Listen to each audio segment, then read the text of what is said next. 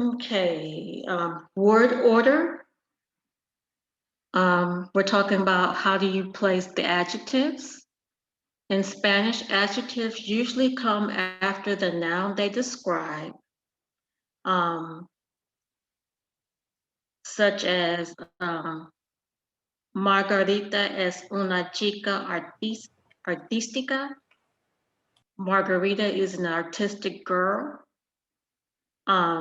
The adjective comes after the noun, whereas in English, we do our adjective before the noun.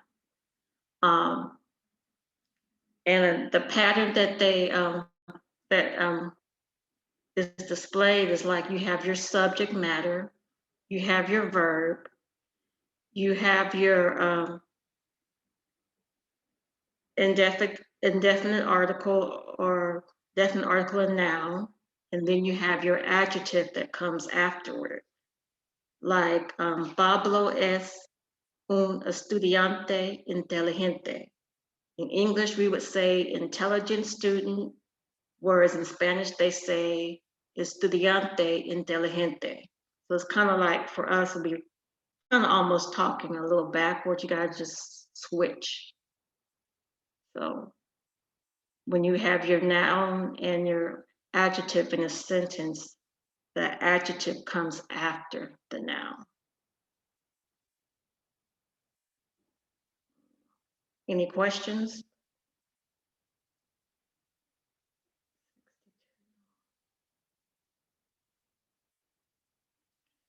And then we have our AR verbs, infinitives. And we know that such as the word hablar, Hablar, you know you take off the AR and you put O or AS or A or almost or AN, depending on your subject pronoun. Your subject pronouns are, it tells you who's, they tell you who's doing the action, and your subject pronoun is yo for I, tú for you, informal, usted for formal, él, ella, él for he, and ella for she, nosotros for we, or nosotras for we. Nosotros is male and female, and nosotras is all females. So if you have a million females, and you have one male, you have to say nosotros. So nosotros is the same thing as we, and ellos and ellas is the same as they. And you conjugate your verb like hablar. Miss Buchanan, they got vosotros in my book, VOSOTROS, vosotros. You didn't say anything about that. I mean, That's what they use in Spain. Oh, okay. All right. Thanks for clearing So that up. most places, even in Spain, they'll understand if you say nosotros or nosotras, but in Spain, they use vosotros and vosotras. Okay, all right. Thanks for explaining that. Thanks. Okay. So I'm gonna go a little bit more into our subject pronoun. Two is like what you would use for family and friends, people your age or younger, and you call them by their first name. Usted is for adults who you address with a title, as señor, señora, or profesora, or someone who's older than you, or a stranger. If you don't know that person, you formally use the word, they use usted, whereas if you know the person, you use tú.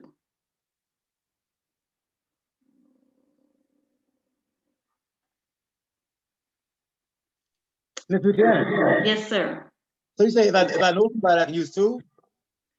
Yes, Well, I know my mother, so can I use two with her? no, Oh, wait a minute, you confusing me. You confusing me. You confusing me. I know, but you, So what's the difference? You say, but I know I can use two. I said, I know my mother, and you said I can't use two. I'm confused, Mr. Cannon. Help me out. you use two with people that you're familiar with your family and friends, but I wouldn't use this as family. I So wouldn't use well, maybe a keyword would be informal. informal. Yeah. So I think I heard Mr. Lewis say like two is informal. And so Uh-huh, you can know people and invest them formally. You can know people and uh-huh, invest them informally. So uh-huh, two informal and usted uh-huh, being formal. uh-huh, I don't talk to my mother in a informal way. That's uh-huh, disrespectful. So I wouldn't use uh-huh. two. I think Mr. Lewis said that. Was he right? You know, he'd be crazy. Yes, yeah, yeah, He was he right. is. All right. All right. Okay.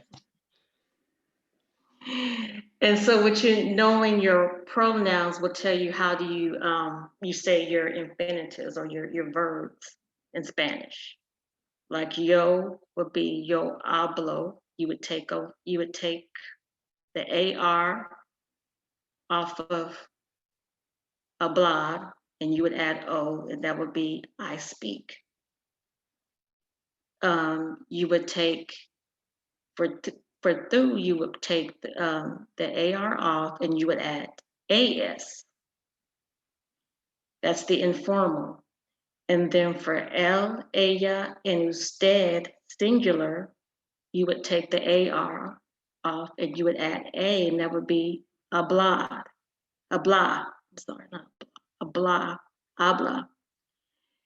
And then for nosotros, you would take the AR off and you would add AMOS, which is hablamos.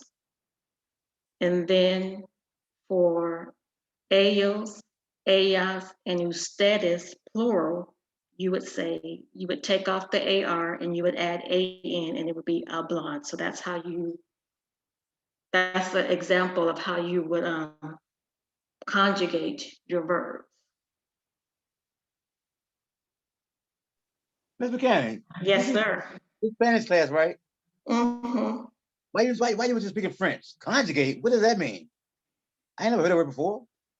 You conjugate your verbs based on the subject So what is of your conjugate mean? sentence. What does conjugate mean? Conjugate? What is that?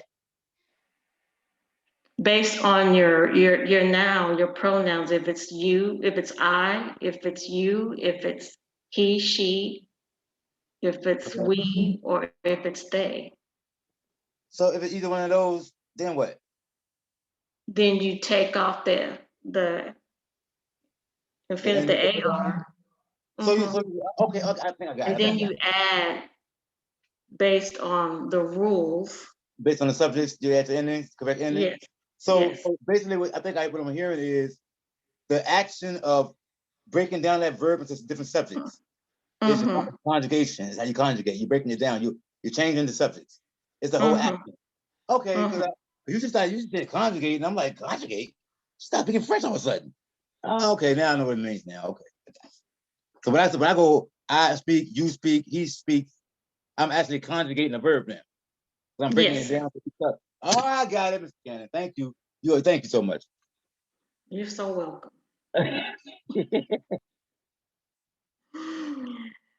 Any more questions or comments?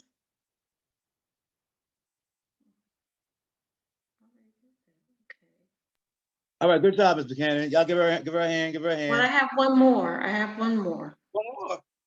Oh, you do got one more. Okay, go ahead. Estar. Estar is an AR verb that estar has the AR ending and it means to be.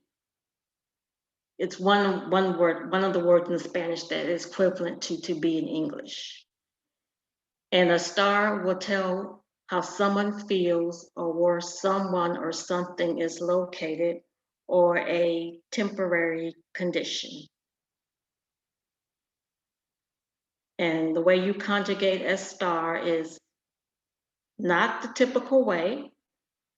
It's yo estoy, tú estás, él, ella, usted está, nosotros, nosotras estamos, and ellos, ellas, ustedes están. So it's an irregular verb. Wait a minute, Ms. Cannon. Wait a minute. Wait. See, I took the Spanish class because I want to learn Spanish. I think y'all be drinking for y'all come to class. That's teaching us. You just told me a few minutes ago. You said you take the AR off and you add an O if the subject is yo. That's what you just told me about 10 minutes ago. I got it recorded. And then Yes, you are absolutely right, but there are some irregular verbs who do not follow the rules, and they are just, this is one of them, and you have to memorize those that do not follow the typical conjugation. Oh, so you got two different classes of verbs. You got regulars and irregulars, huh? Yes, sir. Oh man, I tell you, y'all making the Spanish thing real hard. Okay, so Ms. Buchanan, how do you spell that estoy? You said estoy. How do you spell that? ESTOY. Now, let me ask you a question. One question. I know I sound stupid, but let me ask one question. Uh-uh. That estoy, do I put that with? I mean, can I say tu estoy or? No, it would be, no, it's yo estoy. Okay. So don't end in O, it ends in OY. Okay, I just gotta know that. Yeah, Okay. instead of saying yo esto, it's yo estoy. And you know what, Ms. Buchanan, you see, when you first started talking about this, you said something about estar is one of the words that say to be. What do you mean one of the words say to be? I mean, what is that? There's another word that means to be. There's another verb to be? Yes. How do you have two verbs to be? I have no idea why they thought of that in Spanish. I tell you, man. Oh, but you did say that estar is used for location and temporary conditions. And you did say that, right? Yes. So maybe the other one is used for permanent situations Conditions, yes. and other stuff. Okay, I kind of can see why. So okay, so you and the other ones use to tell about where you're from and more. Okay, I got it. I can see how they broke it up and made it, two different things. Because to be is to be, but yeah, some things that we say be don't really be. They change. Yes. And they make a verb for that. I got it. They're kind of smart. Okay, Mhm. I'm sorry again. I'm sorry. I'm done. I'm not gonna ask my questions, man. I'm going back to my home. Okay. Did anybody have any questions for Miss Cannon? All the topics she raised up. So she's taking you over to page 107 in your book. So anybody any questions about any of those topics before she goes? All right, let's go ahead and first let's give her a hand. Give her a hand. She did it. Miss Buchanan. I know she was nervous, and she know I could be in the background asking questions. So that's never a good thing. But we very good, Mr. Buchanan, and we're gonna take a 5-minute break now, Mr. Meeks, so that when you do start, you have the whole time we want to stop. Let's say 5 minutes, guys. It's 5 minutes to 6. Let's come back like 6:02, so we can get this. No, let's come back at 6 because we're gonna get Alexander to record this next session. Alexander, please be here at 6 on time so that I can get to go and get started. Okay. The report. And Mr. Meeks, 6 o'clock on the dot. We ready to roll. All right.